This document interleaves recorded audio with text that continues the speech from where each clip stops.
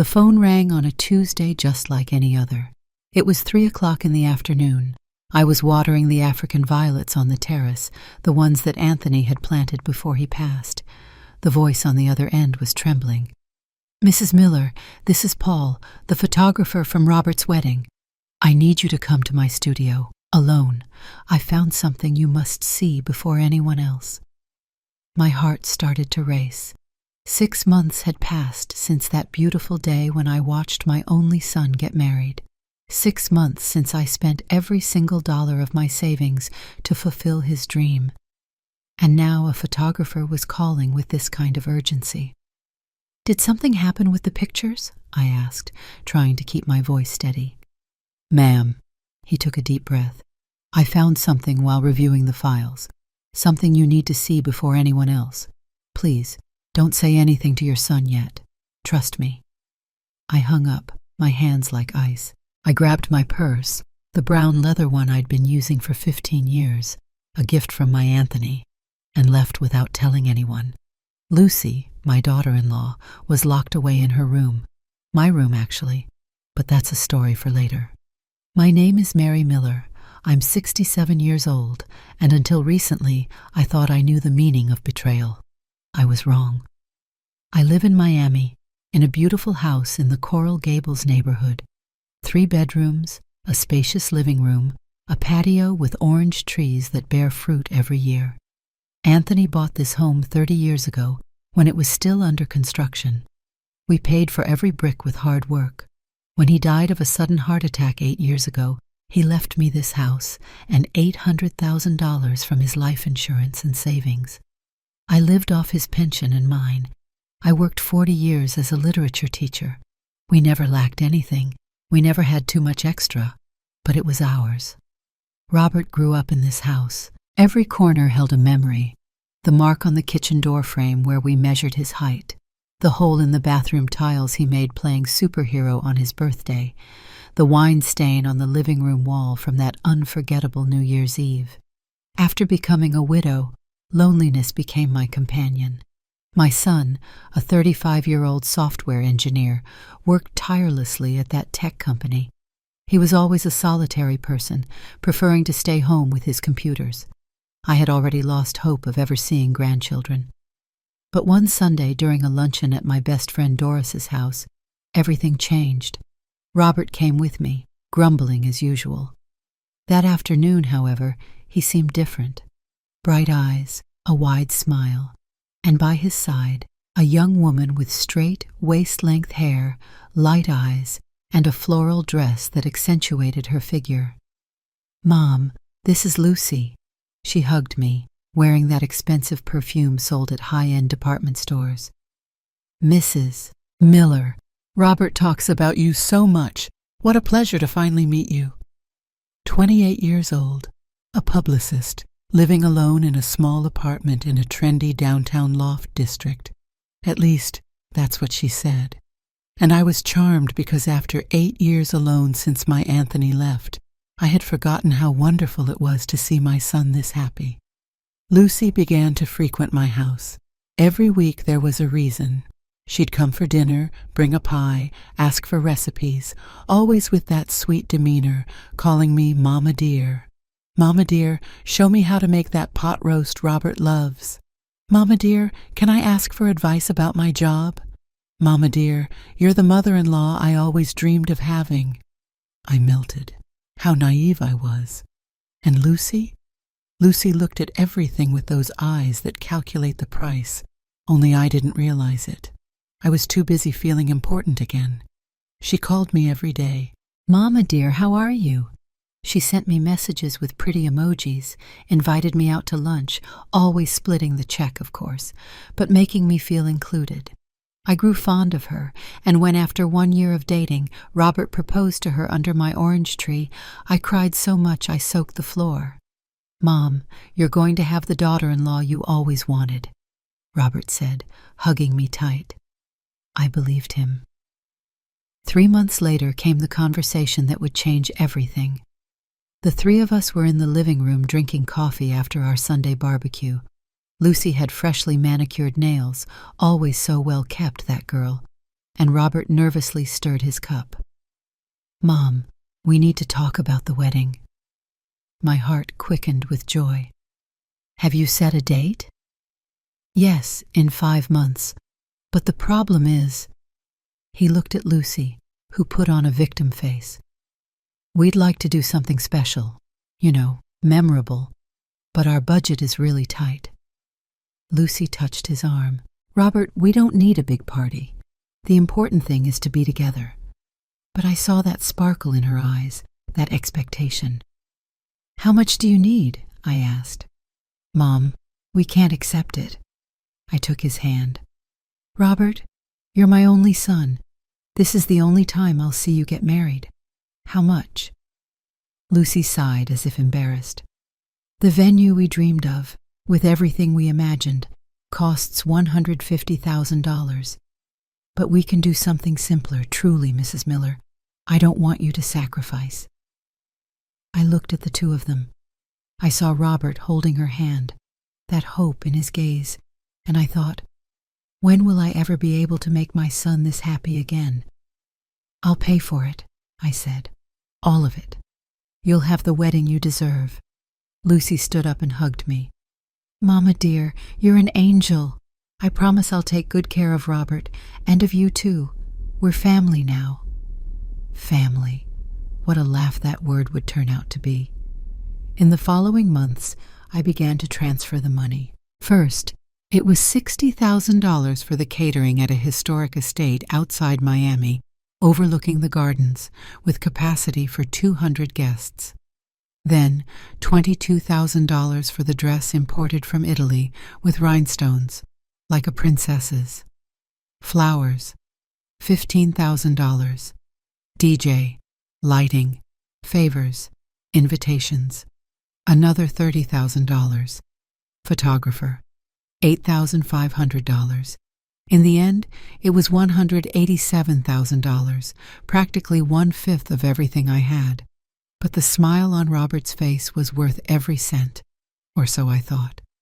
One night, 3 weeks before the wedding, Robert came to see me. He sat next to me on the sofa, the beige upholstered one that Anthony and I bought when we moved here. "Mom, are you sure about all this? I know it's a lot of money." I ran my hand through his hair, already thinning at the temples. "My boy, my only son, Robert, you've given me the best years of my life. Let me give you this gift." He hugged me tight. "I love you, Mom, and Lucy loves you too. We'll take care of you always, always." The wedding day dawned sunny. May in Miami, perfect temperature. I woke up at 5 o'clock in the morning, got my navy blue dress ready, bought for $2,000, the only thing I chose myself, and went to the estate to help with the final details. When I arrived, I was breathless. The place was transformed, flowers everywhere, soft lighting, mood music, tables decorated with cream linen cloths and huge arrangements. There was even a chocolate fountain at the entrance. $187,000 materialized right in front of me. Lucy arrived at 10 o'clock, already with her hair styled. The hairdresser and makeup artist had visited her at her place. When she put on that dress, she looked like an expensive, perfect, and unreal storefront mannequin. "Mama dear, thank you. Without you, none of this would be possible." Dave, the best man and Robert's best friend since college, showed up shortly after in a navy suit and silver tie. He greeted everyone, joked, helped Robert with his tie. The best friend, the best man. The ceremony began at 3 o'clock in the afternoon. The minister spoke about love, commitment, family. I cried so much that Doris had to lend me a tissue. When the minister said, "I now pronounce you husband and wife," everyone applauded. Robert kissed Lucy in that passionate way, and she smiled as if it were the happiest day of her life. Maybe it was. After all, she had just hooked a fool and his idiot mother. The party lasted until 2 o'clock in the morning, plenty of food, drinks galore, a DJ playing everything. Dave gave the best man speech. He talked about eternal friendship, how lucky Robert was, how Lucy was the perfect woman. I applauded, laughed, raised my glass. Meanwhile, in the back of the room, away from prying eyes, they were kissing, and no one saw them. No one except Paul's camera, which unintentionally recorded everything. When the party ended, Robert and Lucy left under a shower of rice straight to the airport. 15 days in Hawaii, a honeymoon they financed with the money they had saved. At least that didn't cost me. I returned home in the early morning, exhausted, my feet aching, my heart full. I thought I had done the right thing, but when they returned from the trip, everything changed, and that's when the real trap closed around me. The first 15 days after the honeymoon were strange. Lucy came by my house to show me the photos from Hawaii. Turquoise blue beach, colorful cocktails, a smiling Robert. Everything seemed perfect. "Mama dear, it was incredible. Thank you again for making it possible." She hugged me, but this time the embrace was quick, mechanical. Robert was also different, quieter. When I asked him about work, he answered in monosyllables. "Fine, Mom." "Busy." I thought it was just travel fatigue. In the third week, Robert came to breakfast with me alone. It was Saturday morning, and I had made hash browns and bacon, the kind he's loved since he was a kid. "Mom, we need to talk." My stomach turned cold. Whenever someone starts like that, nothing good follows. "Tell me, son." He stirred his coffee without looking at me. "Well, Lucy's apartment lease is up, and mine is too. We're temporarily staying at a friend's house, but we can't stay long." I waited for him to continue. "We're looking for a place, but it's hard. Rents in Miami are through the roof, $3,000 to $4,000 a month for something decent. And with the wedding expenses still on the credit card." He didn't finish the sentence, but I understood the request before he made it. "You want to live here?" He finally looked at me. "Just a few months, Mom, until we save up for rent and a down payment. It would be a huge savings, and that way you won't be alone. The house is big. There's space." My heart sank. Part of me, the idiotic part, the part that still believed in family, was happy to have my son near again, not to wake up anymore in this silent house with just me and the memories. "Of course, son. This has always been your home, too." His smile was one of relief. "Thanks, Mom. I promise we won't be a bother. Lucy is organized, clean, quiet. You'll barely notice we're here." A lie. They moved in on a rainy Thursday. They brought 3 large suitcases, boxes of books, clothes, objects. Lucy looked at the house as if she were evaluating every corner. "Mrs. Miller, can we use the back bedroom? It's the biggest." The back bedroom was my bedroom, the one I shared with Anthony for 30 years, the bed where he last slept, the closet that still held 2 of his shirts I couldn't bring myself to donate. "Lucy, that's my room." "Oh, but are you using it?" she asked with that innocent tone. "Because if not, we'd like to sleep there. It has more space, better ventilation, and the front bedroom is smaller but super comfortable for you." Robert appeared, carrying a box. "Mom, it doesn't have to be now. We can wait until you get organized." But Lucy was already opening the door to my room. "How pretty! Look, honey, it even has a walk-in closet." I stood there, feeling the floor disappear beneath my feet. "Fine, you can have the room." It took me 3 days to move my things to the smaller front bedroom. Every garment I took out of the closet was a stab. Every object I wrapped in newspaper. The wedding portrait, the music box Anthony gave me, the crocheted blanket his mother made, was a piece of me being torn away. Lucy didn't even help. She stayed in the living room with her cell phone, laughing about something. The first 2 weeks were quiet. Lucy woke up late, had breakfast, stayed in the room, or went out. Robert worked all day, came home at 8 o'clock in the evening, ate dinner, and went to bed. I cooked, washed the dishes, cleaned the house, as always. But at the end of the 3rd week, things started to change. Lucy walked into the kitchen on a Saturday morning while I was preparing lunch. She wrinkled her nose. "Mrs. Miller, what is that smell?" "I'm making chili." "Chili? But it's so heavy and greasy. Robert is trying to lose weight." "I didn't know. Besides, this house smells like food all day. You need to air out the windows, you know." I opened the window. I kept cooking. The next day, she completely reorganized my kitchen. I walked in that morning and didn't recognize anything. The jars I kept in the top cabinet were now below. The frying pans I had hanging had disappeared. The spices I left next to the stove were inside a sealed plastic box. "Lucy, why did you touch my things?" She came out of the bedroom tying her robe.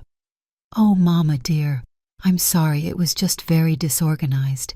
I put more order into it. Now it's more functional." Functional.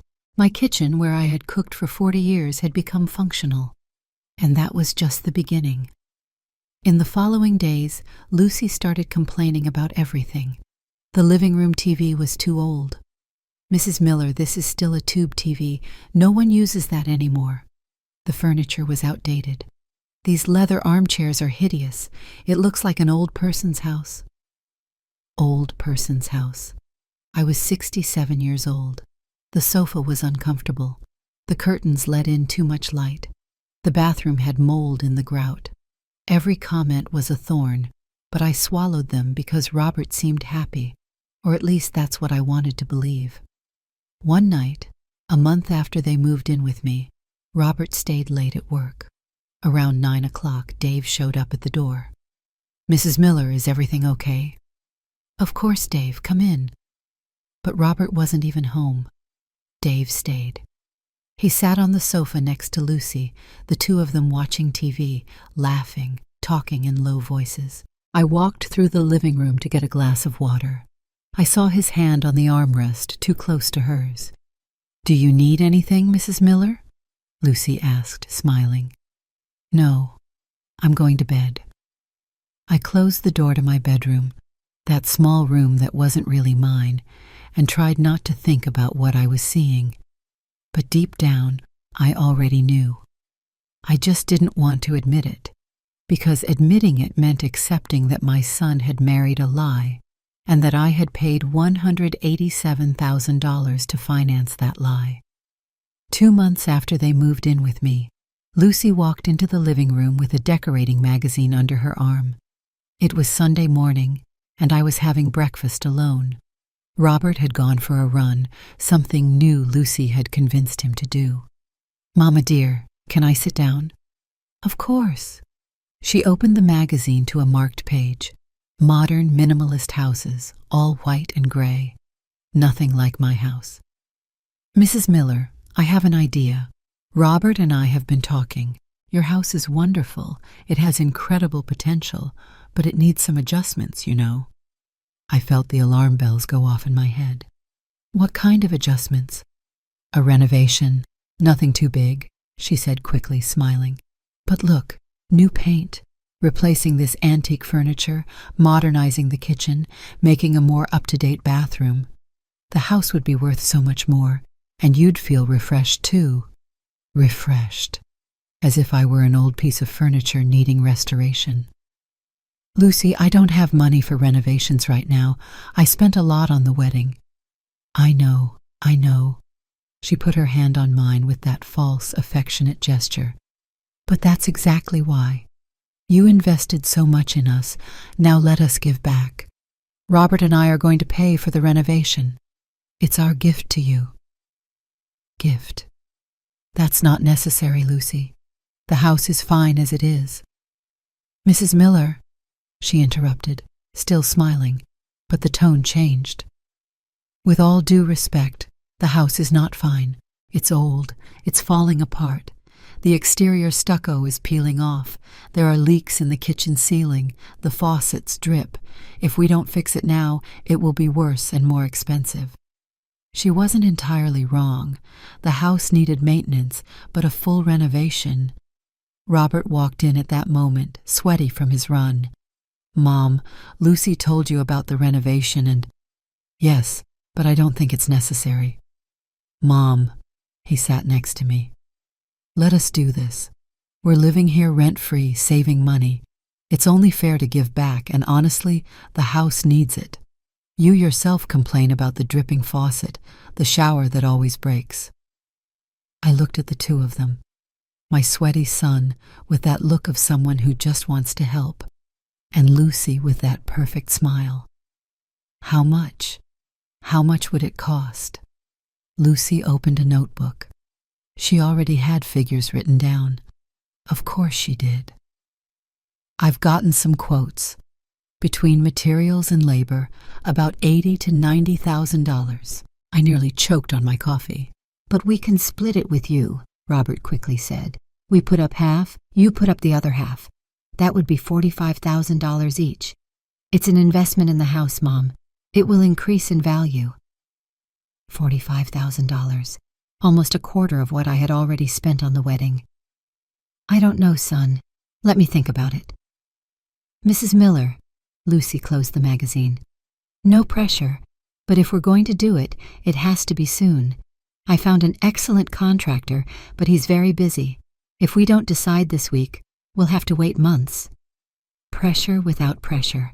I spent 3 days thinking, looking at the walls of my house, the floor that was genuinely worn, the faucets that dripped, the furniture that bore the marks of 40 years of use. Maybe they were right.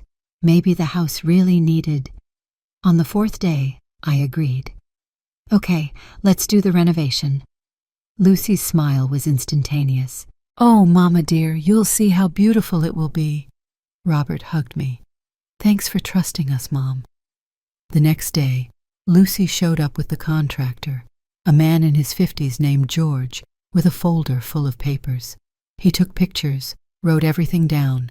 Lucy went with him, pointing. We'll knock down this wall here. We'll put porcelain tile there. This whole kitchen needs to be redone. Knock down the wall. No one had talked about knocking anything down. Lucy, wait. Knocking down walls wasn't in the plan.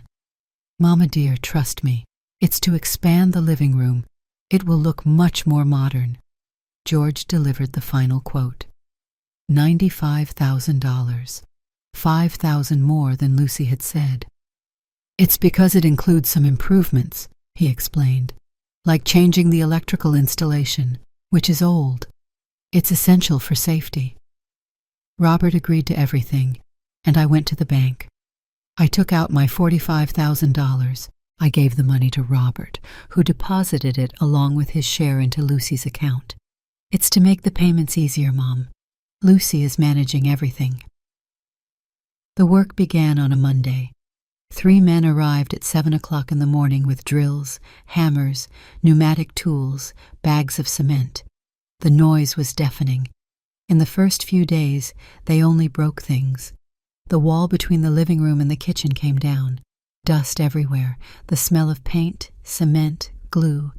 And then they started touching the furniture. Mrs. Miller, we're going to have to get this antique furniture out of here. It's blocking the work, George said. We can put them in the patio. I'll cover them with a tarp, I suggested. But when I went out to run errands and came back, half the furniture had disappeared. Lucy, where is Anthony's armchair? The moss-green leather one that was in the living room. She didn't even look at me, busy with her phone. Oh, I threw that away. It was too old, Mama dear. Mama, broken, ugly. No one would want it. I felt the air leave my lungs. You threw it away. Yes, and that wall clock too, the one that chimed every hour. I gave it to George. He said his mother likes those antique things. The grandfather clock.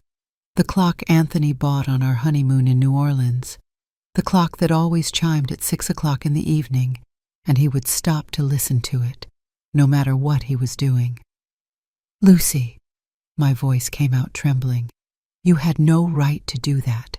Those things were mine. They were Anthony's. She finally looked at me, and in that look, for the first time, I saw pure coldness. Mrs. Miller, with all due respect, they were useless old things. If I had asked you, you would have hedged and never would have let me throw them away.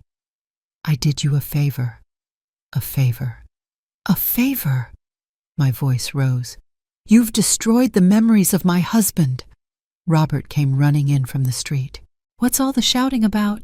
"Your wife threw away your father's things," Lucy sighed, playing the victim. "Robert, I just got rid of that old armchair and a broken clock." "It wasn't broken," I screamed. "It worked perfectly." Robert looked at me, then at her. "Mom, it was an accident. Lucy was trying to help." "Help, Robert? That armchair was where your father sat every Sunday to read the newspaper, where he sat the last night before... I couldn't finish. The tears came. Robert came closer.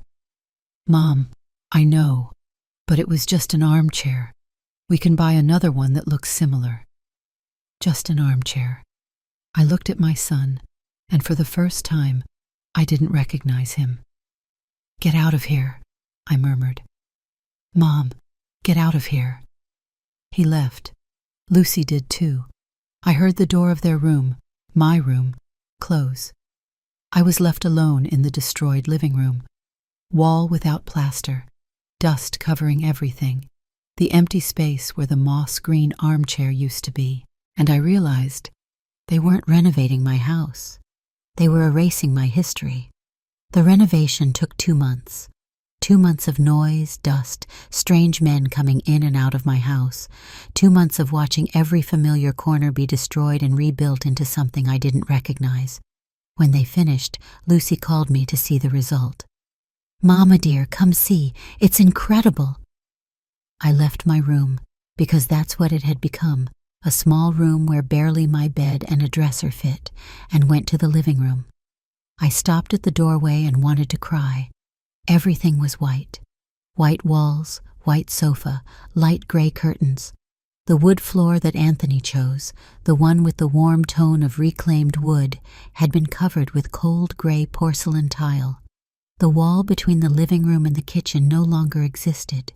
It was all integrated, open concept, soulless. The furniture was new, modern, without history. "Didn't it turn out wonderful?" Lucy spun around with open arms as if showing me a palace. "It turned out different," I mumbled.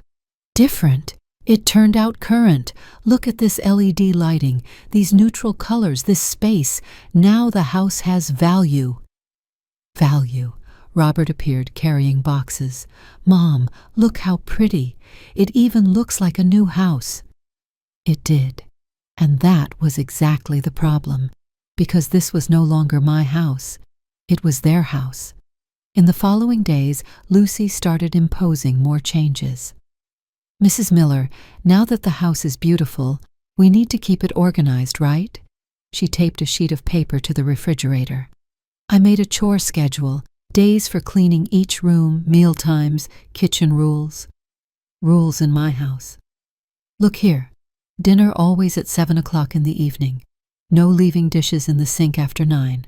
The trash must be taken out every night. And here," she pointed to the paper, "I put that you're in charge of lunch since Robert and I work, but we take turns with dinner. Okay?" She didn't wait for a response. She left. I looked at that paper, my life now controlled by the schedules of a 28-year-old girl. I started to feel like a guest. I woke up early, made coffee silently, cleaned the house, prepared lunch. Robert left at 7, returned at 8. Lucy woke up late, used her laptop, went out to run errands. Dave started showing up almost every day. "Hello, Mrs. Miller. Is Robert here?" "No, he's at work." "Ah, then I'll wait. Lucy told me I could come over." He came in, sat on the new sofa.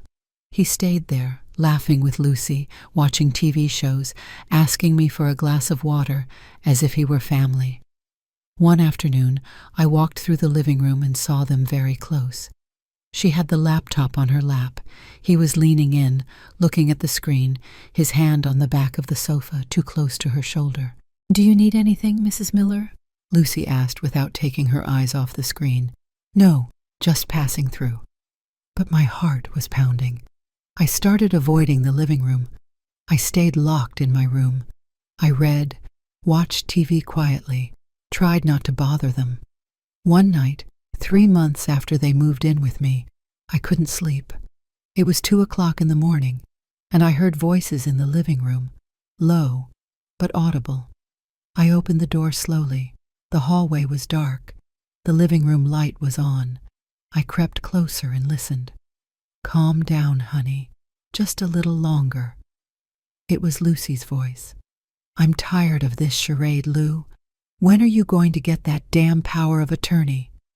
"Dave!" My blood ran cold. "I'm working on it," she replied, irritated. "The old woman is stubborn, but I'll get it. When she signs, everything will be easier. We liquidate her investments, sell the house, and that idiot Robert." I heard a low laugh. "He'll swallow it silently, as always. He's so blind he doesn't notice anything." Power of attorney, sell the house, that idiot Robert. I went back to my room without making a sound. I sat on the bed, trembling. They were planning to rob me, and my son knew nothing. The next day, I acted as if nothing had happened. I made coffee, cleaned the house, smiled when Robert wished me good morning. But my mind wouldn't stop. I needed proof. I needed to be sure before making an accusation. A week passed. Lucy was kinder, suspiciously kind. "Mama dear, I'm going to make a special dinner tonight. Invite Doris, call people. Let's celebrate the new house." On Saturday, she set a beautiful table, food, wine, dessert. Robert was happy. Doris and 2 other couples came. In the middle of dinner, Lucy tapped her glass. "I want to make a toast to Mrs. Miller, who welcomed us with open arms, to family and to the future." Everyone applauded.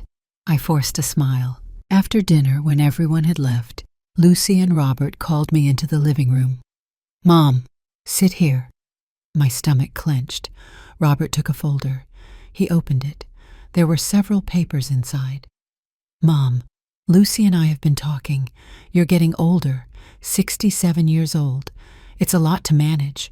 Accounts, investments, this house. We're worried. Worried about what?" Lucy put her hand on my arm. "Mama, dear, don't take this the wrong way, but sometimes you forget things. Last week you left the stove on all night. Another day you couldn't remember if you had paid the electricity bill." A lie. I never forgot any of that. "We want to help you," Robert continued. "That's why we've prepared this."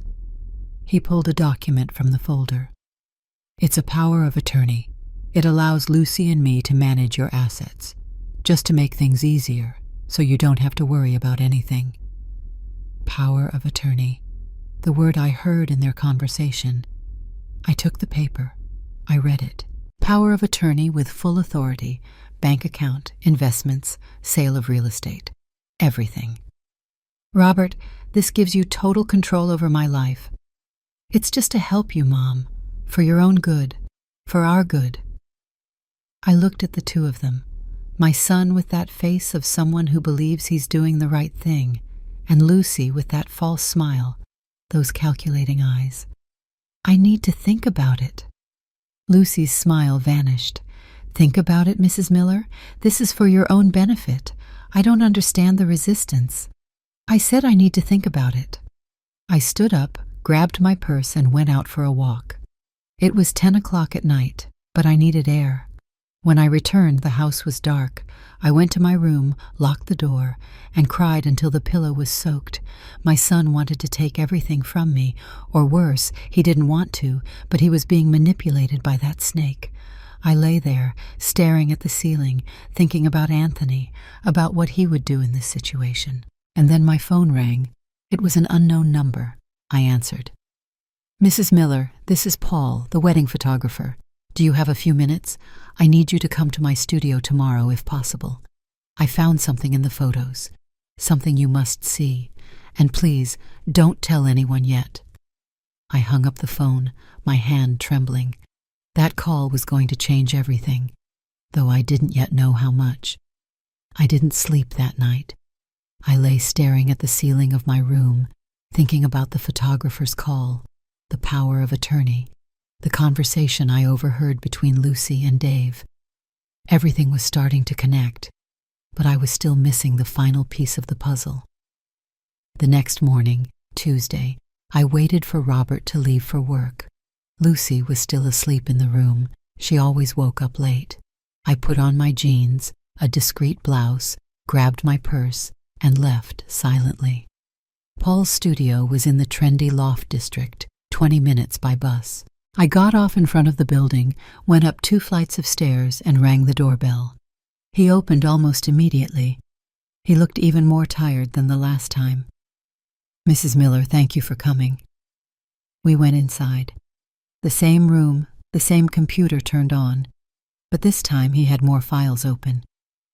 "I didn't want to do this over the phone," he began, pointing to a chair. "What I'm about to show you is complicated." I sat down, gripping my purse tightly. He clicked on a folder. The photos I had already seen appeared, Lucy and Dave kissing in the back of the living room. "You already know these, but there's more." He clicked on another folder. A sequence of photos appeared, Lucy and Dave at different moments of the party, talking near the bar, laughing in the garden, their hands intertwined under the table during dinner. This was throughout the entire wedding. It wasn't one moment, it was the whole night. My breathing grew heavy. "But what was most unsettling," Paul continued, "was this." He opened an enlarged photo. Lucy was turned away, talking on the phone, far from the party. The photographer had captured her unintentionally. I was able to read her lips. I took a lip-reading course to work with the deaf. "Look what she's saying." He ran his finger over the screen, following the movement of her lips in the photo. "I got it, honey. He paid for everything. Now all that's left is the second step." I felt the air leave my lungs. "There's more. Look at the time of this photo. 23 hours, 40 minutes, just minutes after she cut the cake with your son. Honey." She called someone honey during her own wedding.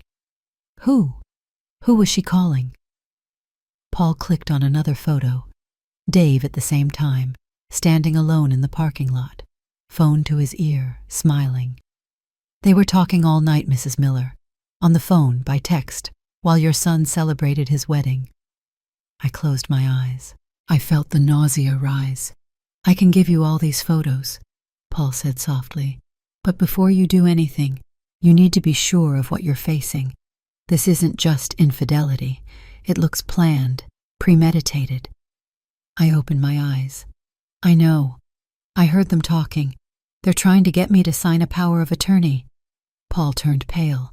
"Power of attorney? Tell me everything." I told him about the entire renovation, the thrown-away objects, the manipulative cohabitation, the conversation I overheard in the middle of the night. He shook his head. "Mrs. Miller, this is a scam, elder financial abuse. It has a name, financial family exploitation. I've heard cases like this. But your son, Robert, doesn't know anything. He wouldn't do this to me." "I know. That's why you need solid proof before you talk to him. Because when you accuse her, she'll deny everything. She'll say you're confused, senile. And if your son believes her—" He didn't need to finish the sentence. "What do I do?" Paul thought for a moment. "Do you have money saved to hire a private investigator?" "Yes." "Then hire one fast.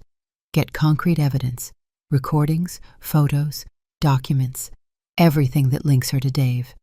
Then find a lawyer, put a plan together, and only then, when you have everything in hand, confront them." I left the studio with the flash drive in my hands and a certainty in my chest. I wasn't going to let this go. I spent the afternoon researching. I found a private investigator online, Edward Martinsay, 5-star rating. I sent a message. He replied in half an hour. We agreed to meet at a coffee shop the next day. Edward was a man about 45 years old, graying hair, an experienced gaze. He sat across from me and listened to everything without interrupting. "Mrs. Miller, I'll be direct. This is a classic case. I've seen dozens of situations like this. Scammer approaches someone with assets, involves the family, manipulates, takes everything. I can get the proof. Yes, but it will cost $4,500 to start. surveillance recordings, a complete investigation of her past, 2 weeks of work, $4,500, more money leaving my account, but it was an investment. It was survival. You can start today, he smiled. I've already started. I investigated her while I was coming here. Lucy Vega Coast? Correct. I nodded. She has a history, 3 previous relationships with older men, all ended with lawsuits or out-of-court settlements for misappropriation. She's a professional at this. My stomach churned. And Dave? I also have preliminary information.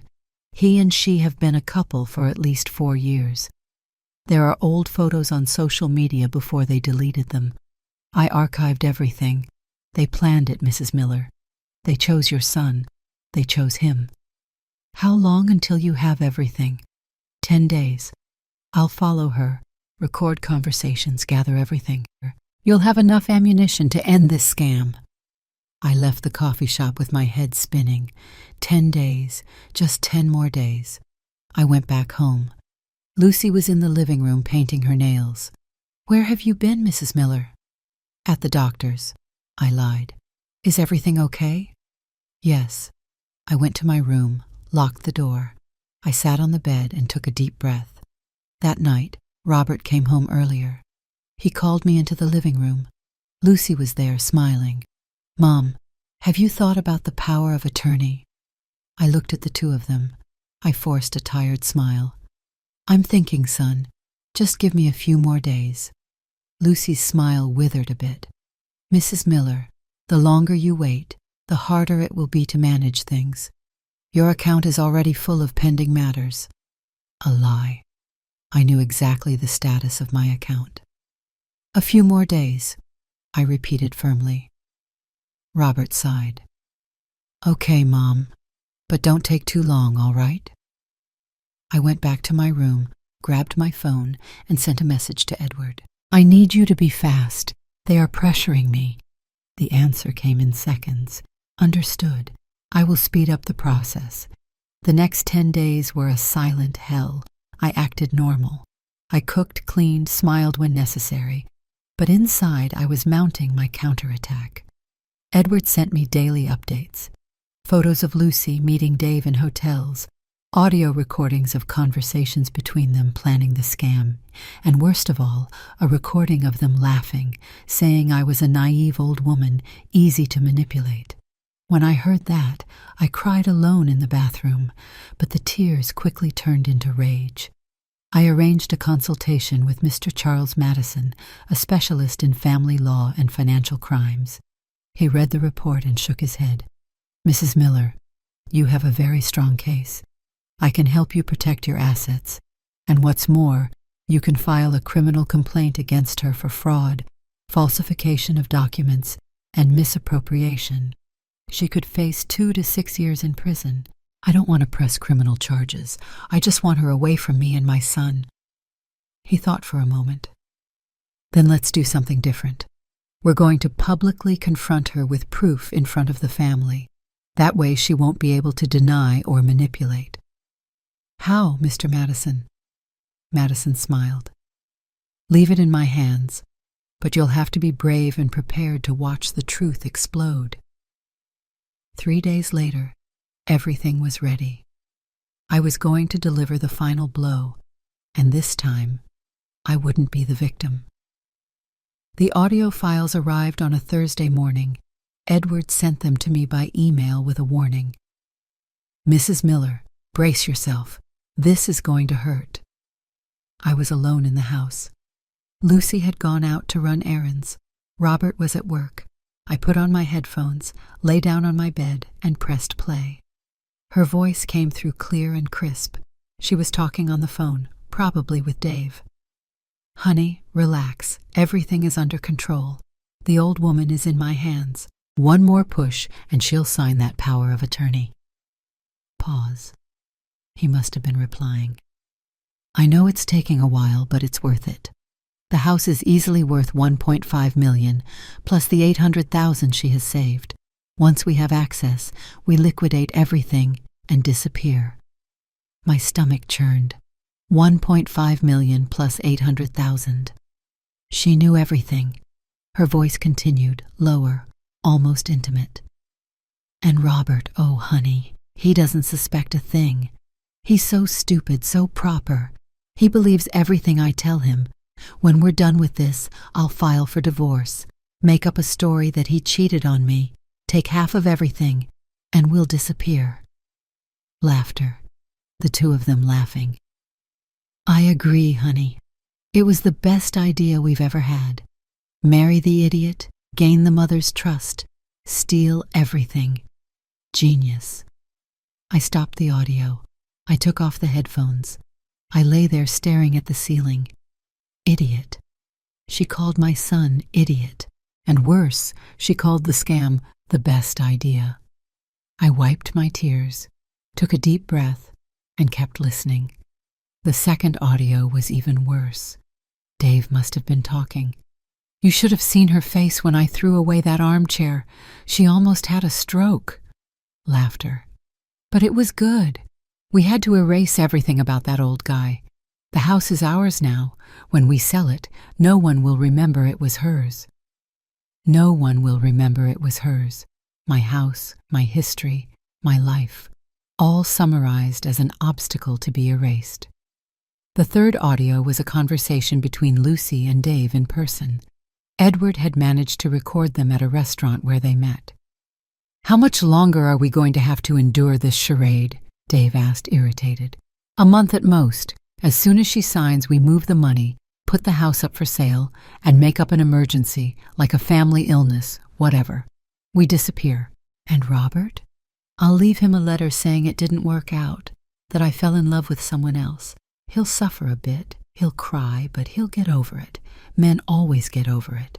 Dave laughed. You're cruel. No, honey, I'm smart. I turned it off. I couldn't listen anymore. Edward had sent me 12 audio files, 12 different conversations, all with the same tone. Mockery, calculation, cruelty. But there was more. The report detailed the entire history of both of them. Lucy and Dave had been a couple for 4 years. They met in a bar in Miami. She worked running small scams. She feigned interest in older men, got money, and disappeared. Dave was a failed real estate agent, deep in debt. The two teamed up and created a scheme. She seduced men with assets, married them or got close to the family, got a power of attorney or access to assets, and disappeared. Robert was the third target. The other two had given up on reporting her out of shame, but Edward had contacted one of them, a 60-year-old businessman named Mark. He confirmed everything. Lucy had approached him. They got married in a civil ceremony. She gained access to his accounts and disappeared with $120,000. She's a professional, Mark told me on the phone, his voice weary. She's studied. She knows exactly what to do, what to say. I fell for it. My children warned me. I didn't listen. I lost money and dignity. I hung up the phone, my heart heavy. Robert was being manipulated by a criminal, and I had been the bridge. Edward also investigated the meeting between Lucy and Robert. He discovered it was set up. Dave knew Robert from the gym. He befriended him. He brought up the topic, found out he was the only son of a widowed mother with assets. He introduced Lucy on purpose. Everything was planned, every step, every word, every smile. On the 12th day, I sat down with Mr. Madison in his office. He read the full report, listened to the audio, and slammed his hand on the table. Mrs. Miller, this is a crime. Aggravated fraud, criminal association. You can and should file a criminal complaint. I don't want a legal process. I want justice. I want everyone to know who she is, especially my son. He thought for a moment. Then we're going to stage a public ambush. Gather the family, present the evidence, leave her with no way out. How? You organize a dinner, a family event. Invite people who matter, relatives, close friends. During the dinner, we will show everything, photos, audio, documents, in front of everyone. She won't be able to deny it. I felt a chill. What if she runs away? She won't. People like that are motivated by ego. She'll try to defend herself. She'll lie, but with the evidence on the table, no one will believe her. I took a deep breath. Then let's do it. Mr. Madison smiled. I'll prepare everything. A flash drive with the audio, printed copies of the reports, photos. You just have to act normal until that day. Don't raise suspicions. I returned home with my head full of plans. Robert arrived that night, tired. Mom, have you thought any more about the power of attorney? I looked at him. My son, my boy, being used, manipulated, deceived. I've thought about it, son, and I've decided I will sign it. His face lit up. Seriously? But first, I want to have a family dinner. Get everyone together. Celebrate everything we've been through. The renovation, the wedding, you two living here. I want to do it right. Lucy appeared in the bedroom doorway, smiling. What a nice idea, Mama dear. When? Next Saturday. I'll reserve a restaurant. I'll invite the whole family. Perfect! Lucy came to hug me. And after dinner, you sign the papers. That way we make everything official, right? I hugged her back, feeling nauseous. That's right. We're going to make everything official. In the following days, I acted the best I've ever acted in my life. I was friendly, cheerful. I talked about the dinner, about how special it would be. Lucy was radiant. She called Dave, thinking I wasn't looking, and celebrated. We did it, honey. She's going to sign. 1 more week, and we'll be rich. On Thursday, Mr. Madison confirmed. Everything is ready. Restaurant reserved, evidence printed, audio edited and subtitled, all on a flash drive. Even a discreet videographer to record the moment. Mrs. Miller, just one more thing. Are you sure? Because after this bomb goes off, there's no turning back. I looked at him. I'm sure. On Saturday morning, I woke up with my heart pounding. I put on my best dress, the navy blue one I wore to the wedding. I got ready. I put on lipstick, did my hair. When Lucy saw me, she laughed. Wow, Mama dear, all dressed up. Are you that happy about signing the papers? I smiled. I'm happy because today is the day of truth. She didn't understand the weight of the phrase. The restaurant, the Palace, was in a nice area of Miami, an elegant place with a private room that Mr. Madison had reserved. I invited Doris, Teresa, cousins, close friends, 12 people in total. And of course, Dave was also on the list. We arrived at 8 o'clock in the evening. A large table, nice decor, discreet waiters. Robert was happy, chatting with everyone. Lucy was stunning. A tight red dress, perfect makeup. Dave arrived last. He hugged Robert, greeted everyone. When he looked at Lucy, the two exchanged a quick glance. I saw it, and I smiled inside. During dinner, I chatted, laughed, joked. Everyone was relaxed, happy, until it was time for dessert. I tapped my wine glass with a knife. Everyone looked at me. My dears, thank you for being here. This evening is special because today I'm going to tell a story about lies, betrayal, and justice. Robert frowned. Mom, what is it? Let me finish, son. A waiter brought a screen. Mr. Madison, who was discreetly in a corner, turned on the projector, and the first photo appeared. Lucy and Dave kissing at the wedding. The silence was deafening. Robert turned pale. He looked at the screen, then at me, and then at Lucy. Mom, what is this? Lucy stood up, her face flushed. Mrs. Miller, what kind of joke is this? This is... Sit down. I'm not finished. She hesitated. Dave was petrified in his chair, sweating. I clicked the remote. The next image appeared. The two of them holding hands during the party. Then another. Her on the phone. the zoom showing her lips saying, "I got it, honey. He paid for everything." "These photos were taken at your wedding, Robert. By the photographer, I paid $8,500. While you were celebrating, your wife was cheating on you with your best friend." Robert turned to Lucy, his voice trembling. "Lucy, explain this." She tried to cry. She put her hands on her face. "Robert, honey, it's not what it looks like. I was upset. Dave was comforting me." "A lie," I cut in. I clicked again. Now a document appeared on the screen. A complete investigation, photos of the two of them together in hotels, excerpts from old conversations. "They've been dating for 4 years. They planned everything.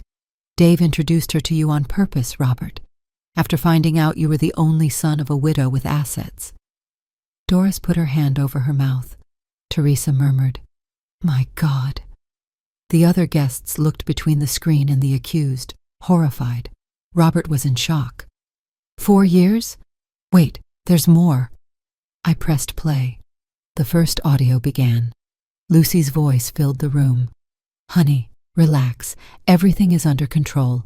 The old woman is in my hands. One more push and she'll sign that power of attorney." Robert closed his eyes. "I know it's taking a while, but it's worth it. The house is easily worth $1.5 million, plus the $800,000 she has saved." Lucy stood up, her voice desperate.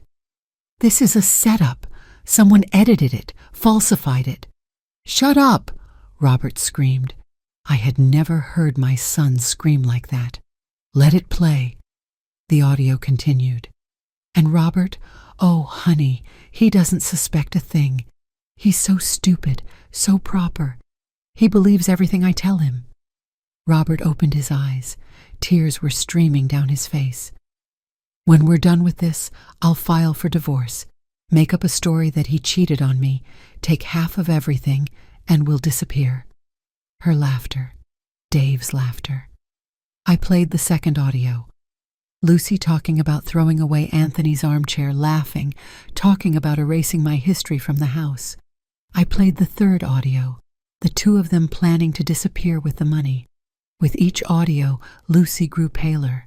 Dave tried to stand up, but I spoke firmly. "If you leave that chair, I'm calling the police right now." He sat down. When the last audio ended, the silence was absolute. Even the waiters had stopped working. Robert was slumped over, his hands covering his face, his shoulders shaking, crying. Teresa broke the silence. "Mary, this is real? All of this?" I took the folder Mr. Madison handed me. Here are 50 pages of investigation. Photos of the two of them in hotels, her history of running the same scam on other men, conversations, evidence, everything. Whoever wants to see, take a look. I passed the folder. Doris was the first to grab it. She turned red with rage. "You dirty bitch!" she shouted at Lucy. "Viper, how could you do this to a family?" Lucy finally broke down. She stopped pretending. Her face twisted into pure rage. "Do what? I used what I have. You people think I was going to spend my life working for what? To pay rent? This old woman had money sitting around. She was going to die alone anyway. I just sped up the process." The room exploded, people shouting, insulting. Robert stood up, pointing at her. Get out of here now." But I raised my hand. "Wait!" Everyone looked at me. "I'm not finished yet." I turned to Lucy. "You and Dave are going to pay back every cent of the renovation. $95,000. You have 60 days, as required by law. Otherwise, I'm filing a criminal complaint for fraud, misappropriation, and criminal association. Mr. Madison," I pointed to the lawyer, "already has everything prepared." Dave choked. "I don't have that money." "Then sell your car, borrow money, go back to being a real estate agent. I don't care, but you're going to pay." I turned to Lucy. "And you will leave my house tomorrow at 10 o'clock in the morning. If you don't leave, I'm calling the police to remove you. Forget about keeping anything from Robert. The marriage is annulled due to fraud. You won't take anything. Nothing. Mr. Madison approached with a paper. I have the petition for annulment right here. Proven fraud. The marriage is void. Robert took the paper. He signed without hesitation. Lucy finally exploded. Who do you people think you are? The perfect family? Mary, you're a bitter old woman who paid to have company. Robert, you're a weakling who needs his mommy for everything. Doris threw a glass of water at her. Show some respect, you wretched woman. The restaurant security guards appeared. Mr. Madison had warned them beforehand that we might need them. They escorted Lucy and Dave out. She was screaming and kicking. He left silently, head down. When the door closed, the room fell silent. Robert collapsed into the chair, his face buried in his hands. His shoulders were shaking. He was crying. I went closer. I put my hand on his shoulder. Son? Mom. His voice came out choked, full of pain. I didn't know. I swear I didn't know. She used me. She used us, and I let it happen. I defended her when you tried to warn me. I didn't believe you. I knelt in front of him. I held his face with both hands. Robert, you were a victim. She's a professional at this. It wasn't your fault.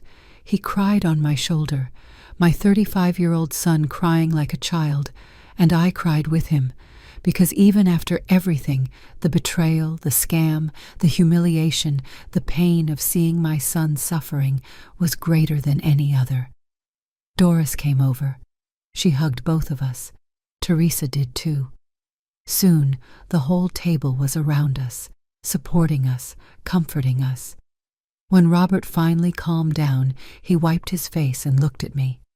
Mom, forgive me for everything, for bringing that woman into your life, for not protecting you. You were deceived, son. You don't have to apologize. Yes, I do. I let her destroy your things, take your room, humiliate you in your own house. I failed as a son. I shook my head. You didn't fail. You just trusted the wrong person. And now we fix this. Mr. Madison approached. Mrs. Miller, I need you to know, tomorrow morning, Lucy might try to come back to the house. She might cause trouble. I recommend you change the locks today, and if possible, have someone stay at the house with you. Doris raised her hand. I'll sleep there, and my husband too. That wretched woman won't get past the door. I nodded. Thank you, Doris. We went back home that night.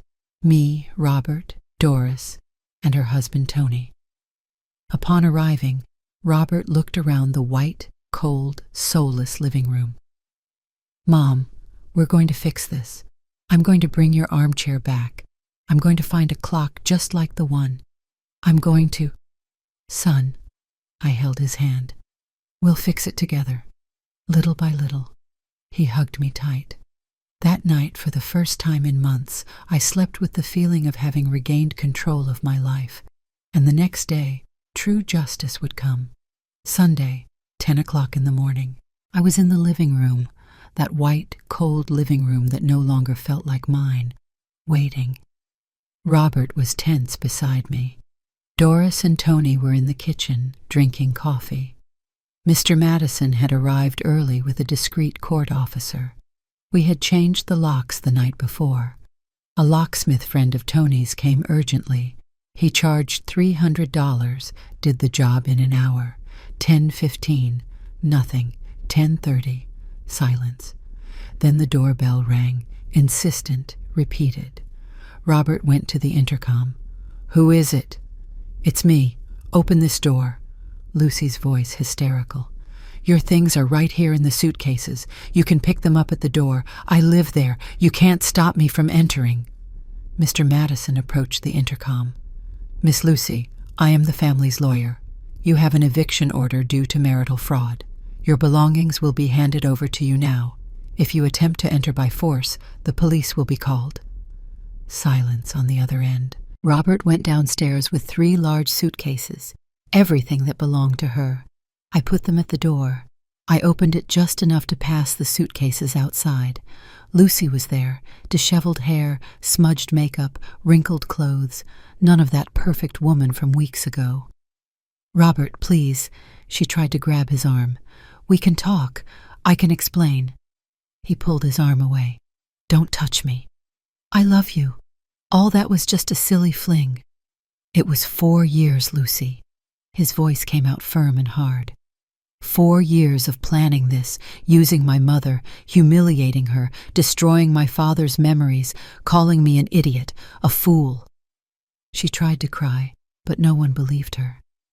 "You have 60 days to pay back the $95,000 for the renovation," Robert continued. "If you don't pay, my mother will sue you, and this time there will be no settlement. You will go to prison." "I don't have that money." "Then find it. Sell your designer clothes, your jewelry, your perfumes. I don't care." He turned back inside, closing the door in her face. We heard her shouting outside for 5 more minutes, then silence. She was gone. Robert leaned against the door, breathing deeply. "Is it over?" "Not yet," I replied. "We're missing Dave." Mr. Madison confirmed. "He has until tomorrow to respond to the notice. If he doesn't respond, we file the lawsuit." The next day, Monday, Dave appeared at Mr. Madison's office. Robert and I went too. He was a mess. Deep circles under his eyes, unshaven beard, wrinkled clothes. "I don't have $95,000, he said, his voice trembling. "Not even half of that." "Then you'll have to get it," Mr. Madison replied coldly. "Sell your car, your apartment, borrow money." "My apartment is financed. My car is worth $20,000 at most. I can't pay that." Robert leaned forward, his eyes fixed on him. "You were my friend, Dave, my best friend. I trusted you. And you did this to me, this." Dave lowered his head. "Robert, Don't talk to me." Robert slammed his hand on the table. "You destroyed my life. You used me. You laughed at me. You called me an idiot behind my back." Silence. "How much do you have right now?" I asked directly. "About $30,000. If I sell the car, I can get to $50,000. "It's not enough." "I know, but it's all I have." Mr. Madison checked some papers. "We can arrange a judicial installment payment. $50,000 up front, $45,000 in installments over the next 2 years, with interest." Dave swallowed. "And if I can't pay?" "Prison for fraud, 2 to 6 years." He signed the agreement right there, his hands shaking. When we left the office, Robert took a deep breath. "It's over, Mom. It's really over." But one thing was still missing. We returned home with a strange mix of victory and desolation. The house, although physically intact, felt like an empty shell. Robert stopped in the entryway, looking at that unrecognizable space. Impersonal white walls, modern, historyless furniture, decor that completely lacked the warmth Anthony and I had built for decades. "This isn't our house," he said softly. "It's like we've been erased." I went closer and took his hand, noticing the tension in his fingers, the slight tremor that betrayed his shock. "We haven't been erased, son. We're here, and this," I gestured around, "is just paint and furniture. The important thing is us." We sat on that rigid, uncomfortable white sofa Lucy had chosen, and for the first time in months, we really talked. Without interruptions, without manipulations, without lies floating in the air like invisible dust. "How could I not see it, Mom?" His voice cracked like fine glass. "How could I have been so blind?" "Love blinds us all, son. You're not the first, and you won't be the last." "But you warned me. That time with the armchair with the clock, I saw your pain, and still I defended her." I stroked his cheek, now wet with tears he wasn't trying to hold back. "Because you thought you were building a family, and family is defended." Robert spent the night at home. I heard him pacing the hallway until late, restless, as if searching for something among those walls he no longer recognized. The next day, he asked for a week off work. "I need time, Mom," he told me during breakfast, stirring coffee he barely tasted, "to process everything and to start fixing what I helped destroy." That very morning, we began what we soon called the reclamation. First, we reclaimed my room. Robert helped me move my things from the small room back to the main bedroom where Anthony and I had shared our life. It was painful to enter there. Lucy had redecorated everything, replaced the wallpaper Anthony and I chose with a neutral gray, swapped our Florida ceramic lamps for modern LED lights, and even the closet that still held some of my husband's shirts had been emptied and reorganized with her designer clothes. "It looks like a hotel," Robert murmured, looking around, "as if no one ever really lived here." That was precisely her intention, I thought, to erase so as not to feel guilt. We spent the whole day reclaiming my room. We cleaned, changed sheets, removed the last vestiges of Lucy's presence. When we finished, the space still wasn't completely mine, but at least it wasn't hers anymore. That night, Robert and I had dinner in the kitchen, as we used to before everything changed. I had made Spanish omelet, tortilla española, his favorite dish since childhood. While we ate, we developed a plan. "We're going to reclaim this house, room by room," he said, with a determination that reminded me of his father. And then, furniture by furniture. The next day, we went to a paint store.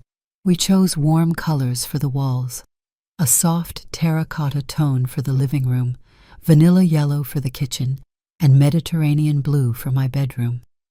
Robert hired 2 painters, but insisted on helping himself. I watched him climb up and down ladders, stain his clothes with paint, work until exhaustion. Every brushstroke he applied seemed to be a way of exorcising Lucy from his life, from our house, from his heart. In a week, the walls had color again. It was different from what we had before, but it felt like ours. A conscious, shared choice, not the cold imposition of a stranger. "It's a start," Robert said, contemplating the freshly painted living room. "But there's still a long way to go." The hardest part was the structure of the house. The renovation had knocked down walls, modified spaces.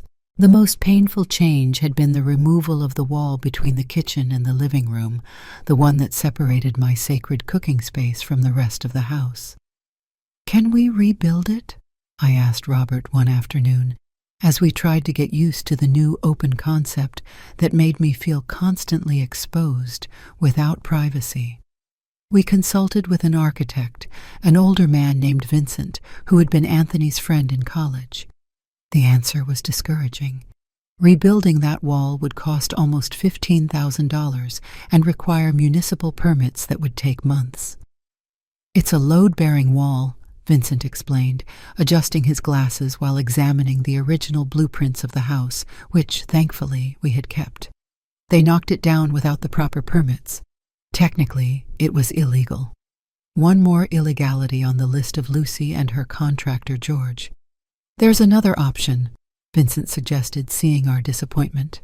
"We could install sliding panels. It wouldn't be a permanent wall, but it would allow you to separate the spaces when you want privacy." We did it. 2 weeks later, elegant panels of wood and frosted glass once again divided the kitchen from the living room. They could be opened completely or closed to recreate the original division. It wasn't perfect, but it was an acceptable compromise. Meanwhile, Robert had started an obsessive search throughout Miami. Every weekend we visited antique markets, second-hand stores, auctions. We were looking for furniture similar to what we had lost, especially Anthony's moss-green armchair and the grandfather clock. "Something similar has to exist," Robert insisted, checking online ads until the early morning. "They can't be one-of-a-kind pieces in the world." But every search ended in disappointment. We found green armchairs, but never the exact shade.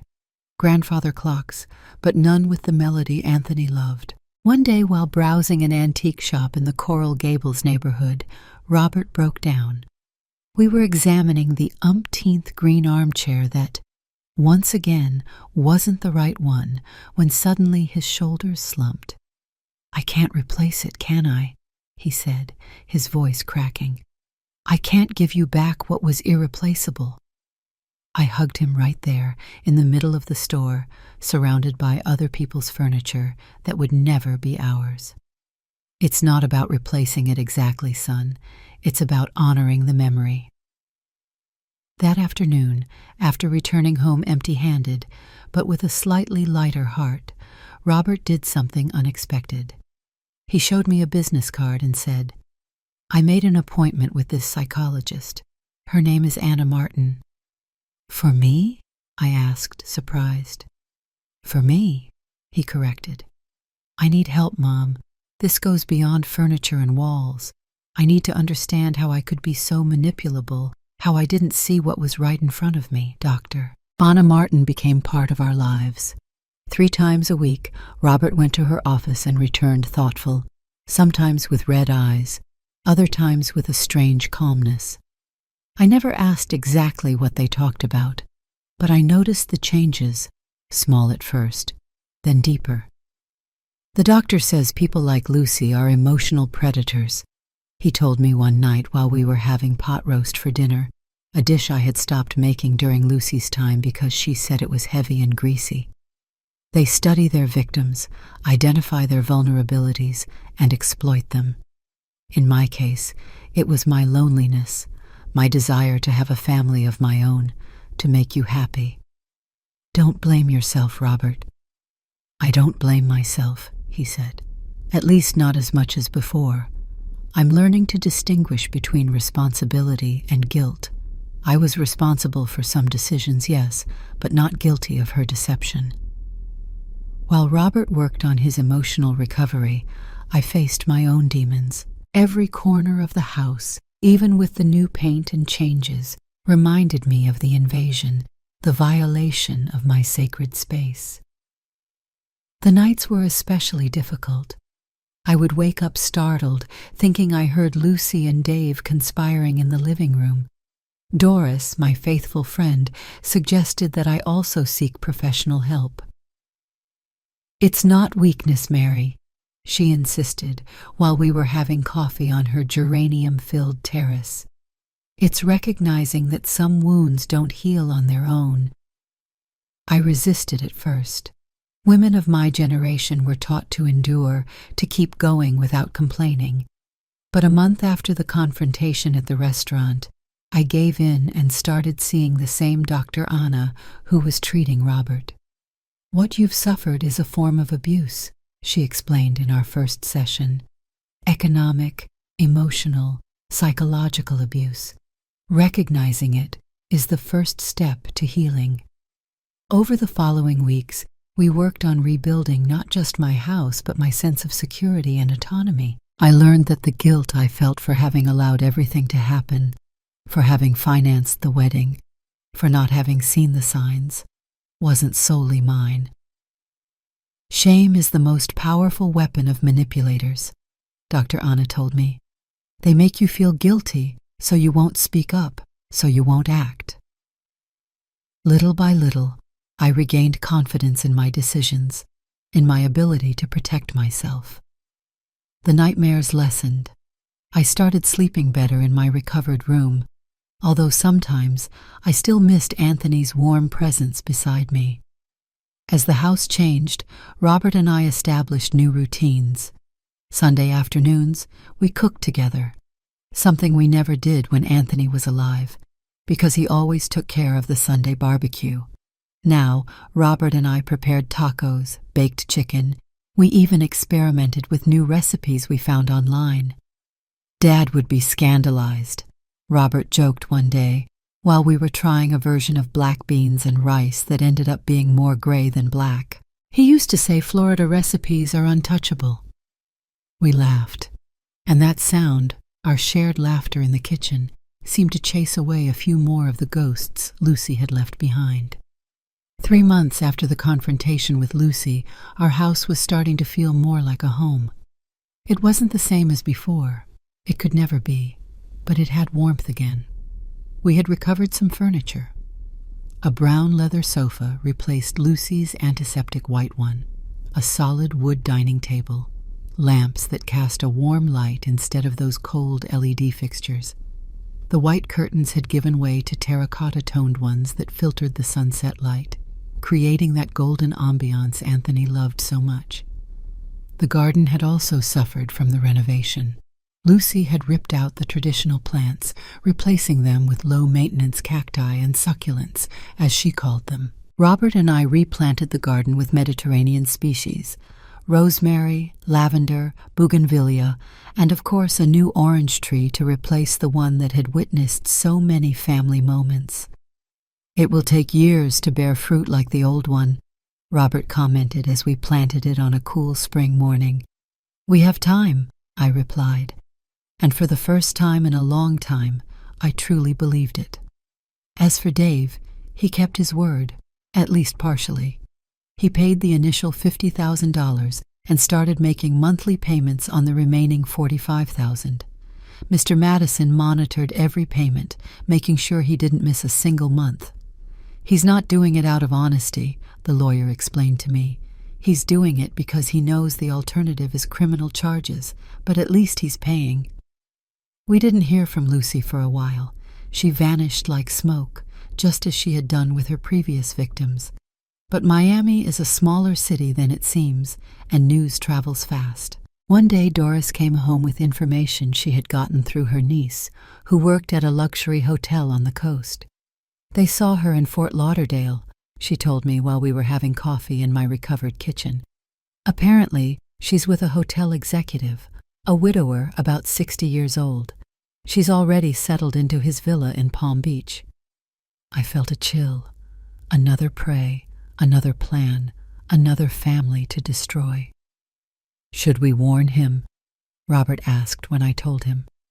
I thought about it carefully, remembering all the pain we had gone through, imagining another man falling into Lucy's traps. "It's not our responsibility, son. Besides, would anyone have believed us if we had warned them?" Robert nodded, understanding. Everyone must learn their own lessons, however painful they may be. Life went on, and little by little we found a new rhythm. Robert returned to work, but now with clearer boundaries. He no longer stayed at the office until midnight. He had learned to value his time, to take care of himself. I resumed old hobbies I had abandoned, my book club, painting classes at the neighborhood cultural center, long walks through the city park with Doris. Life hadn't returned to normal because that normality no longer existed. We were creating a new one. One Sunday afternoon, 6 months after that fateful day at the restaurant, Robert came for lunch as usual, but this time he wasn't alone. "Mom, I want to introduce you to someone," he said with a hint of nervousness. "This is Carrie Johnson." Carrie was different from Lucy in every possible way. Average height, natural curly hair she didn't try to straighten, wearing jeans and a simple white blouse. Her smile was genuine, reaching her eyes. She didn't have that studied perfection that characterized Lucy, but a natural, unpretentious beauty. "Pleased to meet you, Mrs. Miller," she said with a warm, direct voice. "Robert has told me a lot about you." She didn't say "Mama dear," didn't hug me effusively or comment on the house. She simply shook my hand firmly and handed me a small bouquet of wildflowers. "I picked these this morning," she explained. "I have a small urban garden on my apartment terrace."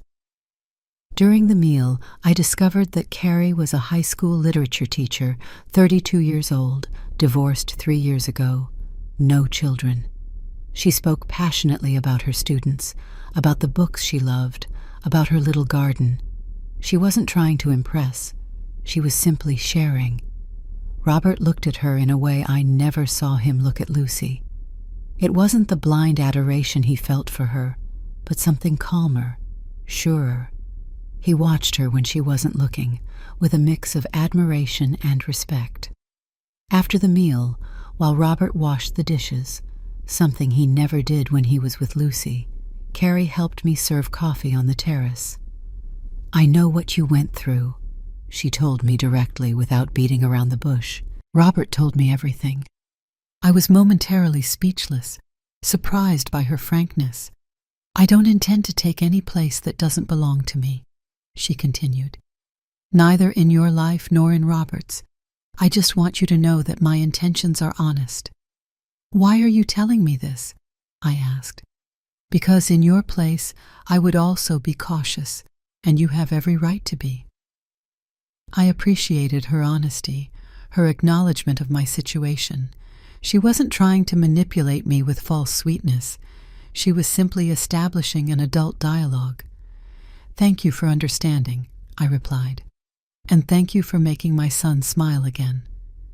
Carrie and Robert had started seeing each other 3 months earlier, after meeting in a photography course he had started as therapy. Their relationship progressed slowly, with caution on both sides. She also carried her own wounds, a marriage that ended when she discovered her husband was leading a double life. "Neither of us is looking for a fairy tale," Robert explained to me later as we walked her to the streetcar stop. "Just honest companionship." Carrie's visits became regular, but never invasive. She didn't show up unannounced, didn't assume familiarities she hadn't earned. She respected our spaces and routines. When she brought something, it was simple. A book she thought I would like, fresh herbs from her garden, a homemade dessert. "I'm not a great cook," she confessed once, laughing after her custard came out a bit runny, "but I try." That "I try" was worth more than all of Lucy's studied perfections. One day, while we were having coffee in the kitchen, Carrie noticed the absence of the grandfather clock that Robert had told her so much about. "You still haven't found it?" she asked, genuinely interested in our search. "We've searched all over Miami," I replied. "It seems it was more unique than we thought." Carrie looked thoughtful. The following week she arrived with a small box. "It's not a clock," she clarified, seeing my expression. "It's something different." Inside was a small device the size of a portable speaker, with a wood finish that harmonized with the house decor. "It's a programmable player," she explained. "My brother is a sound engineer, and he configured it. At 6 o'clock every evening, it will play this."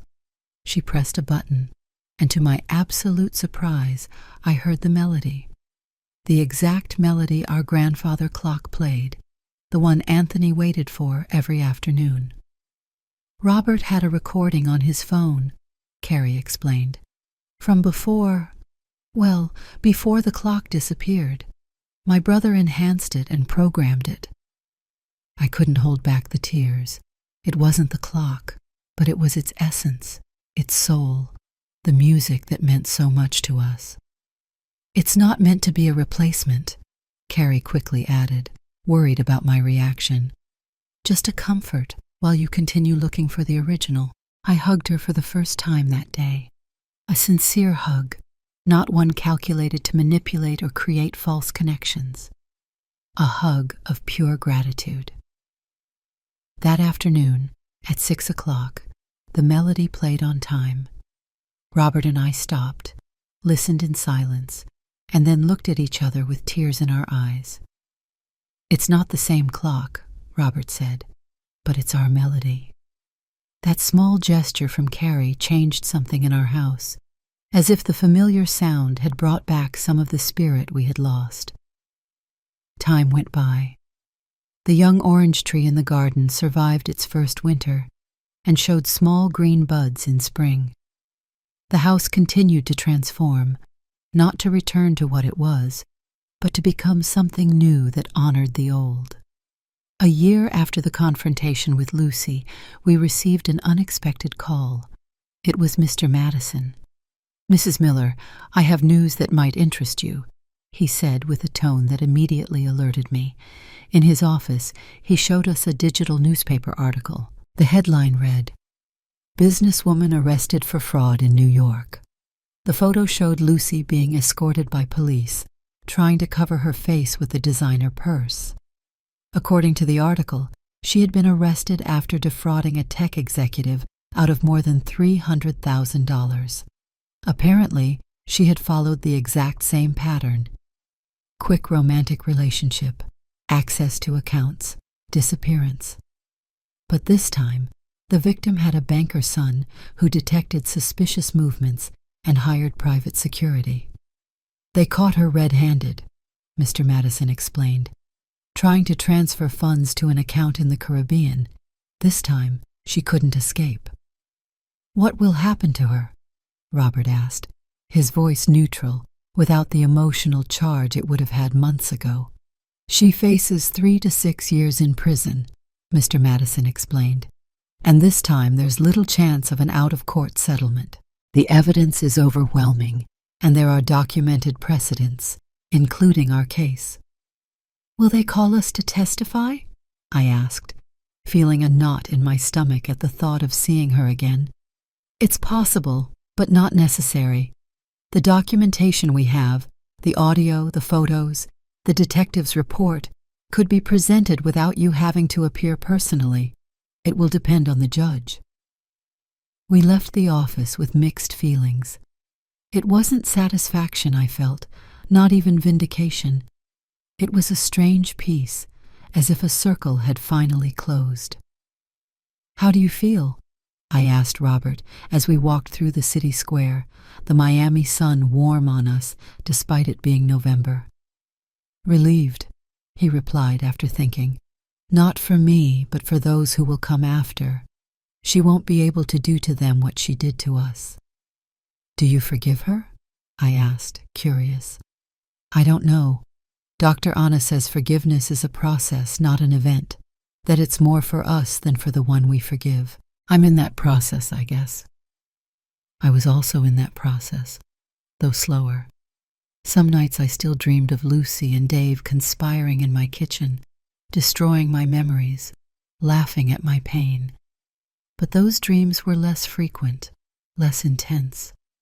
That winter was particularly cold in Miami.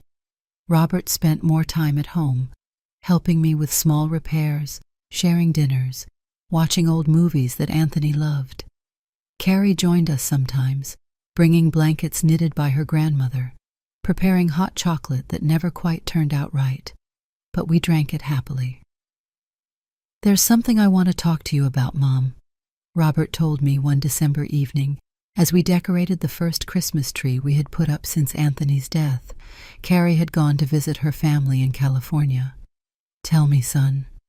"Carrie and I have been talking. We're thinking of moving in together." My heart leaped, but not with fear this time, but with natural maternal caution. "Are you sure? It hasn't been that long since—" "I know," he interrupted softly, "and that's why we're going slowly. It wouldn't be immediate, maybe in the spring." "Where would you live?" "That's another topic I wanted to talk to you about." He sat down, leaving the star he was about to place on top of the tree on the table. "I've been saving, with what Dave has been paying plus my savings. I could make the down payment on a small apartment near here. Nothing luxurious, but ours." "Ours?" I repeated.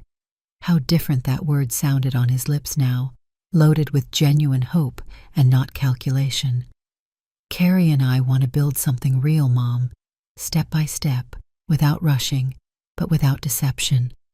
I placed the star on top of the tree thoughtfully. "I think that's good, son, if that's what you really want." "There's something else," he continued. "Carrie suggested that we could help you finish fixing up this house, invest the money we still have to receive from Dave here in recovering what was lost." I was moved by his proposal, not so much by the material help, but by what it symbolized: a desire for repair, for shared healing. "That's a beautiful gesture, son, but that's for your future. Use it for your home." "We can do both," he insisted.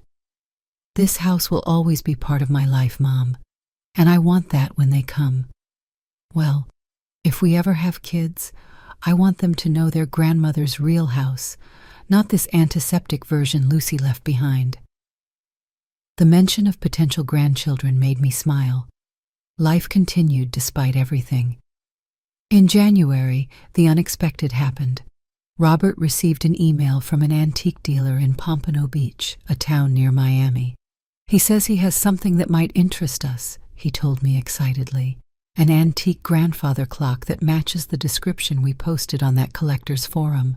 Months ago, at Carrie's suggestion, Robert had posted a detailed description of our clock on several specialized forums, including old photographs where it appeared in the background. We had given it up for lost after so long without answers. "Do you think it could be ours?" I asked, trying to contain my hope. "I don't know. It's probably similar, not the same, but it's worth checking out." The three of us went, Robert, Carrie, and I, that same afternoon. The antique shop was in an old restored farmhouse full of objects that told stories of other lives, other times. The smell of old wood and beeswax enveloped us as we entered. "You must be the Millers," the owner greeted us, a man about 60 years old with thick-rimmed glasses and hands that showed years of delicate work. "I'm Ray. We spoke by email." He led us through rooms filled with antique furniture, paintings, lamps, until we reached a small workshop in the back. Light streamed in through a skylight, illuminating dust particles floating like tiny stars. "When I saw your ad, it looked familiar," Ray explained while searching for something among several pieces covered with sheets. "But it took me a while to make the connection. A few months ago, a contractor brought me several items to sell, and this clock was among them." He removed a white sheet, and there it was. It wasn't similar. It wasn't close. It was exactly our grandfather clock, the same one Anthony bought on our honeymoon in New Orleans, the same one Lucy had given to George, the contractor, who apparently decided to profit by selling it. I held my breath. It was like seeing an old friend after believing him lost forever. "It needed repair," Ray continued. "The mechanism was out of adjustment. I stored it in the workshop planning to restore it, but when I saw your ad, well, I felt I should contact you." Robert examined the clock with trembling hands. The dark wood with inlays, the porcelain face with Roman numerals, the brass pieces, everything exactly as we remembered it. "Does it work?" he asked in a thin voice. "Perfectly. I repaired it last week. At 6 o'clock it plays a melody. Beethoven, I think." "For Elise," Robert automatically corrected. "My father's favorite piece." "How much are you asking for it?" I asked, preparing myself for any figure. At that moment, I would have paid anything to get it back. The antique dealer looked at us with a kind smile. "Normally, a restored clock like this would cost about $2,500, but given the circumstances, $1,800 seems fair to me. After all, it is still your clock." It was a considerable amount, but I didn't hesitate for a second. "We'll take it." That afternoon, we installed the clock in its original place, on the living room wall that now once again had color and life. It was 10 minutes before 6. The three of us sat on the sofa, waiting in almost reverent silence. Carrie took my hand, a discreet gesture of support. Robert didn't take his eyes off the clock, as if fearing it would disappear again if he stopped looking at it. When the minute hand reached 6 o'clock, the mechanism came to life. The crystal-clear notes of Für-Elise filled the living room, exactly as they did when Anthony was alive. I closed my eyes, letting the music transport me to happier times. "Welcome home," I whispered, not sure if I was speaking to the clock or to Anthony's spirit that seemed to dwell in that melody. Carrie, sensitive to the moment, discreetly excused herself to leave us alone with our emotion. Robert wept openly, as he hadn't done since he was a child.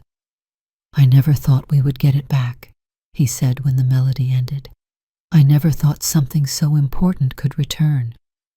Sometimes life surprises us, son, for better and for worse.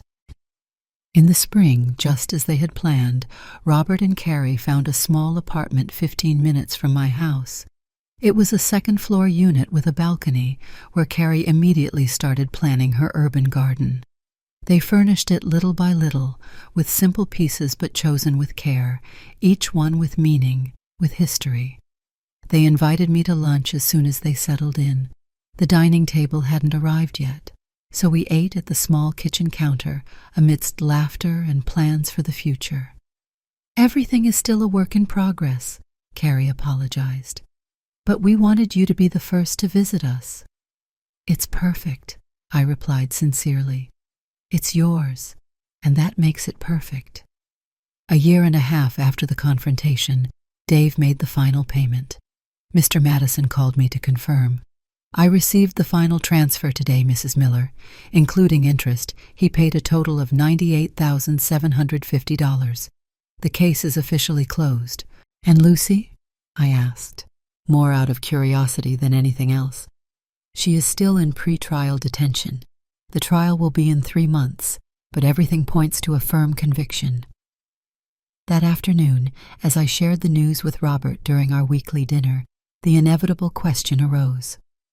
"What are we going to do with that money, Mom?" I looked around the house we had recovered little by little. It wasn't exactly the same as before, it never could be, but it was no longer the cold, soulless version Lucy had imposed. It was something new, a space that honored the past, but embraced the present. "I have an idea," I finally said, "but I'll need your help." 6 months later, we inaugurated the Anthony Miller Foundation, a small but ambitious project to help elderly people who were victims of financial and psychological abuse. We invested all the money recovered from Dave, nearly $100,000, in creating a space where others could find the support I needed so much. The foundation offered free legal advice, psychological support, and above all, a community where victims would not feel alone or ashamed. Carrie, with her teaching background, organized workshops on recognizing signs of abuse. Robert, drawing on his technological knowledge, created an application to document and report suspicious behaviors. Every week we receive at least 3 new cases. Teresa, the social worker we hired, explained to me. Most are older women, but there are men too. They all share that initial shame, that how could I have been so naive? "Tell them they are not alone," I replied, "that they are not the first, and they won't be the last." At the inauguration, I looked around with a full heart. Doris was there, proud, as if the foundation were her own. Teresa had come from Los Angeles to support us. The lawyer, Mr. Madison, had agreed to be part of the advisory board. Even Paul, the photographer who blew the lid off everything, attended with his camera to document the event. "Your father would be very proud," I told Robert as we toasted with Florida sparkling wine. "Of you, Mom. You made all this possible." "We did it together," I corrected, including Carrie, who was animatedly chatting with a social worker in my gaze.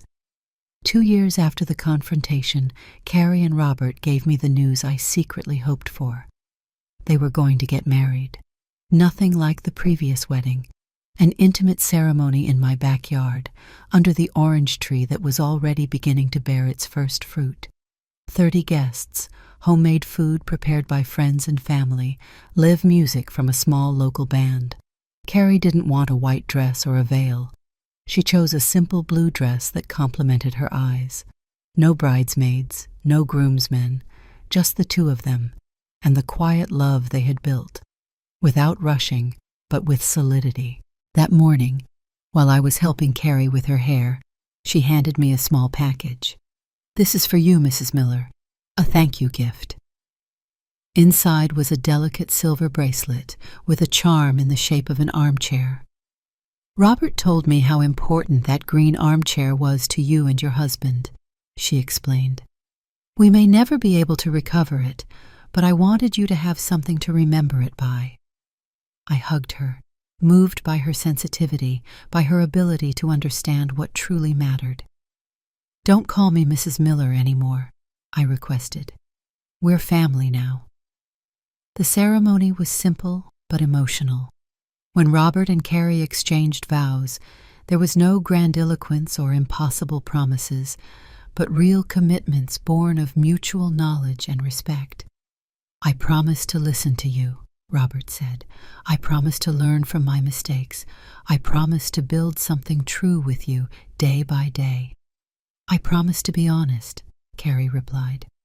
"I promise to respect your spaces. I promise we will grow together as individuals and as a couple." As I watched them, I remembered my own marriage to Anthony. It hadn't been perfect. No marriage is. But it had been real, built on solid foundations of honesty and mutual respect. Robert and Carrie had that now, that authentic foundation that no Lucy could ever falsify. After the ceremony, just as the small celebration in the garden began, the grandfather clock chimed from inside the house. It was 6 o'clock. Robert looked at me from a distance, both of us smiling at the meaningful coincidence. At that moment, sitting in a new green armchair, similar but not identical to the original, watching my son begin a genuine chapter of his life, I felt a deep peace. We had survived the storm. Not only that, we had rebuilt, we had grown, we had transformed the pain into learning. The house was a home again, different, renovated, but with a soul. The garden was blooming again. The clock marked the hours, reminding us that time heals, that life continues, that after the darkness, the light always returns. And I, at 69 years old, had learned the most important lesson.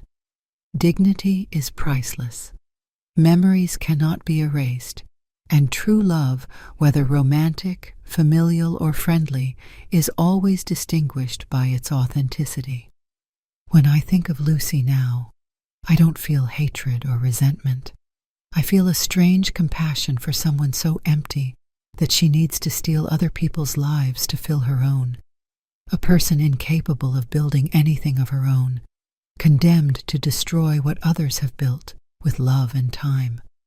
My house, my green armchair, my grandfather clock, my family. Everything recovered its essence, perhaps not its exact form, but its meaning. And in the end, that's what matters. Not the objects themselves, but what they represent. A life built with honesty, a history that deserves to be preserved, a dignity that is defended regardless of age or circumstances. As the sun set over that day of celebration, I looked at the sky and smiled. "We did it, Anthony," I whispered. "We defended what's ours." And I would swear that, mixed with the breeze rustling the orange trees, I could feel his reply.